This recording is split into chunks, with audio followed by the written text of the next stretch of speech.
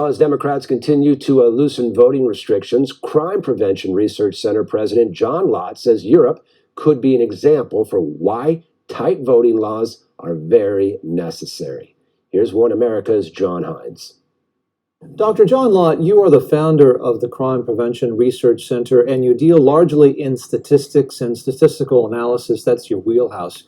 You've put your statistical skills to work in taking a look at some election security laws in Europe, which have revealed that some of these election security laws don't necessarily decrease voter participation, and surprise, surprise, they actually work oftentimes.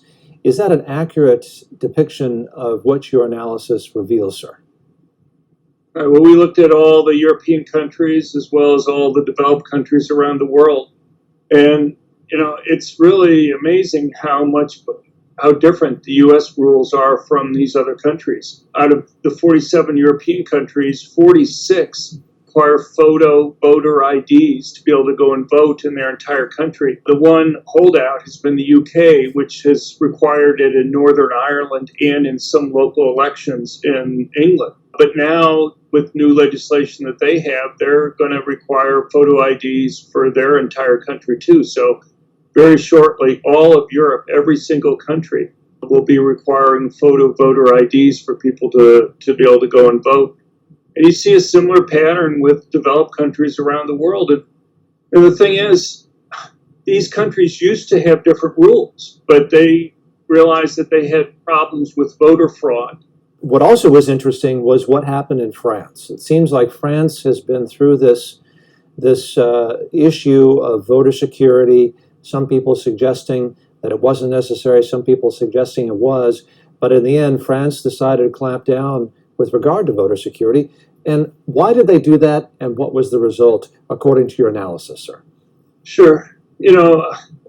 People would be shocked to see the absentee ballot rules in other countries. 74% of Europe completely bans absentee ballots for people living inside the country. Another 6% limited to only people in the military or in the hospital. But they don't take your word for it. You have to have third-party verification, and you have to have a photo voter ID to go and pick it up. And then another 15%, so for a total of 95%, require that you have to have a photo voter ID and physically go and pick up the absentee ballot. Those are much stricter rules than you have in any state in the United States. And yet, many of these countries used to have rules somewhat similar to what we have in the United States. France is one example, as you mentioned. They had that up until 1975.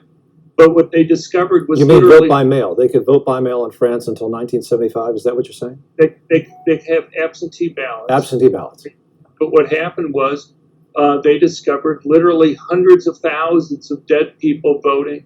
They discovered cases where large-scale vote buying was occurring. Because one of the problems that you have with absentee ballots is that you could go and show the person who's paying you how you're voting, so that they would have, they'd pay you. Otherwise, with secret ballots, they couldn't verify who you're voting for, and so they wouldn't pay you.